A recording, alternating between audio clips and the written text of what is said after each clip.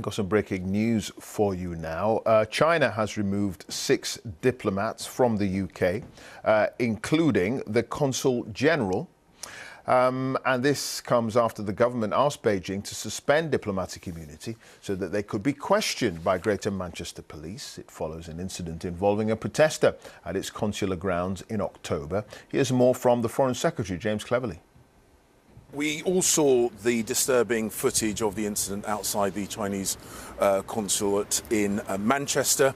In response to that, we initiated a process based on our adherence to the rule of law.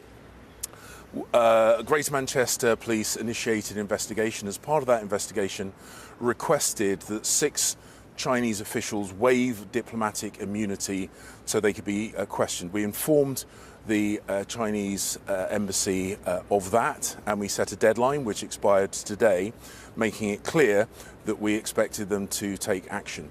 In response to our request, the Chinese government have now removed from the UK those officials, including the consul-general himself.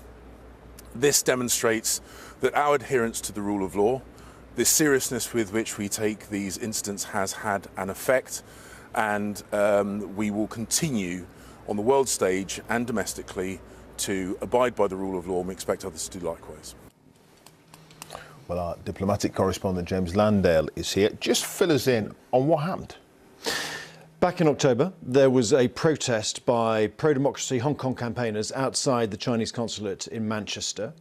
It was pretty vocal. They were pretty loud. They were saying stuff that the Chinese government will find offensive. For example, there was one image there of the president of China with a noose around his neck.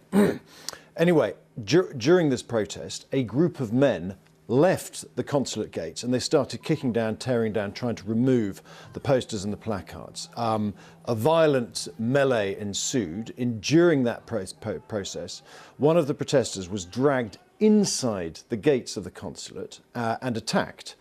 This was all filmed. There were police on scene. Police eventually some of them stepped inside the premises, dragged the protester back.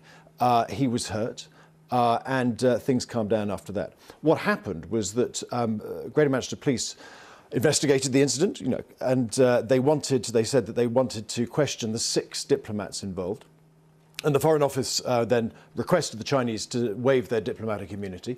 The Chinese chose not to do that. They chose simply to remove the 6 men, including the consul-general, the boss, and take them back to China. Right, OK, well, we're looking at images of what happened now, and as you indicated, James, very violent and pretty aggressive there. To be clear, the police, having seen all this, would have wanted to prosecute, no question.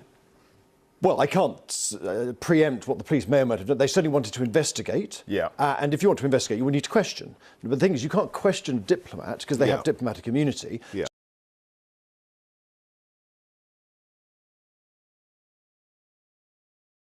Diplomats can voluntarily give up their immunity and offer themselves up. The Chinese chose not to do that.